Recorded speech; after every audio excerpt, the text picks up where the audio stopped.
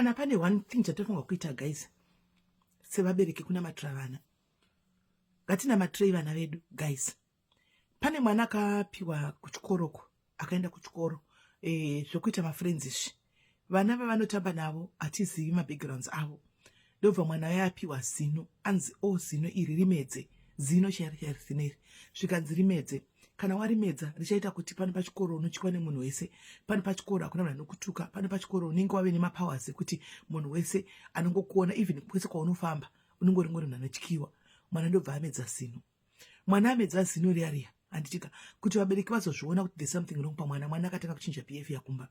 Mwana akatanga kuchinja behavior hanzi aiti kana akaenda kunorara kudai airara zvokuti vangasasakwanisi kumumutsa zvokuti unotonyatsoona kuti pamwe munhu kurara kunge munhu akafa kuchamumutsa angasakwanisi kuchadini anenge akatokusvika azomuka nenguva yake iyi kuti vamumutsa angasakwanisi aita kunge munhu ameno munhu akatofa nenyaya yekuti angapiwa zino. Vabereki vakatanga kunotisa weight behavior pamwana antimaona ndobva vatanga kutsvaga kuti kuchii chiri kuitika pamwana ndokunofind out vazoenda kumachechisi kuti mwana akadini akapiwa zino richinzi nderemaspiritual powers handimazviona. Saka zvinhu zvakadai zvinoitika handika kuvana vadiki kana zvichiitika ko kuvanhu vakuru right to think about it kuti mwana akapa mumwe mwana zino ushu iye kuti azive kuti ukadya zino iro riri ukamedza zino mudumbu mako unoita mapowers akazviwanepi.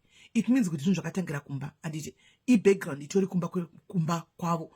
Vana vedu ava kuchikoro kwavanoenda mubereki anenge asipo vana vanosangana navo vanobva kuma-different backgrounds and nema-different beliefs, so it's very easy for mwana to be manipulated or it's very easy for mwana to fall under pressure because idya nenyaya yekuti kuchikoro anenge achindoda kuti onekwa ndiri mumwe munhu ari beta ndoda kutyiwa nemunhu wese ndoda kudai zvinhu zvatinonyengerana tiri vana vadiki zvazviya zviri easy kuti kumwana zviitike and then obva angopinda mune zvimwe zvinhu asingazivi antimaona. Saka munamato yedu wokutanga everyday tichimuka vabereki ngatinamatirei vana ngatinamatirei vana kuti Mwari antika innocence yevana vedu ngairambe makaiprotecta because anonosangana mwana anenge abva kubackground yakanaka anobva kuchristian background anobva kubackground isina kana zvese zvekubatwa izvi anoenda kuchikoro unosangana nemunhu anenge aine background izvozvo unosangana nemunhu anenge achigona kutaura zvokuti mwana apesera aitwa lured into those things handi muri kuunderstanda. So ndozvandiri kuti panguva iyoyo tinamatire innocence dzevana vedu kuti Mwari kavhai vana vedu ava vari innocent havana chavanoziva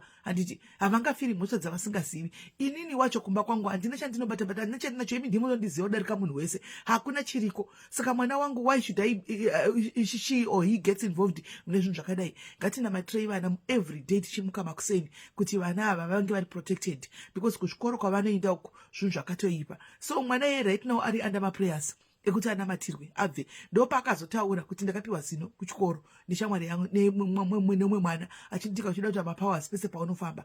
What kind of powers anenge achipiwa mwana?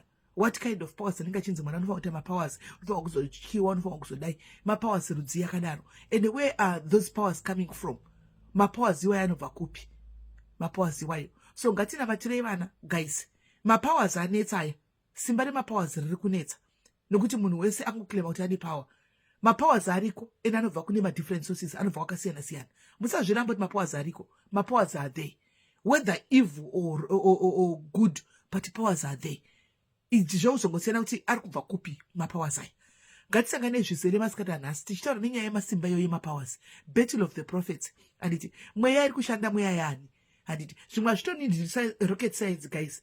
I don't need rocket science that's no, it doesn't need rocket science to see based on zvinenge zvichiitika.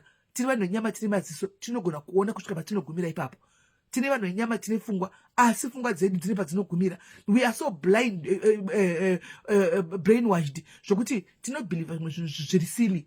We believe zvimwe zvatonyatsona kuti apa pana ifeja but nekuda kwe I don't know we quickly jump to defend and to believe kuti zvinhu nezvechokwadi ndezvekwamwari handimwana sezvinongoitika pavana apa kuti vana vanongopiwa zvinhu vachidya votobhilivha kuti chokwadi ndikadya zino ndanzindimedza zino ndikamedza zino iri chokwadi ndinoita munhu ari nani pasina. Vabereki ngatinamatirei vana vabereki zvakare tosangana masikati naika tichionesana nyaya yemaspiritual powers. Vana baba vari kuchallenjana ava muye nemuono wenyu tichimbobata-batawo handika kuti zvii zviri kuitika handika mukati mekufamba muve nezuva rakanaka.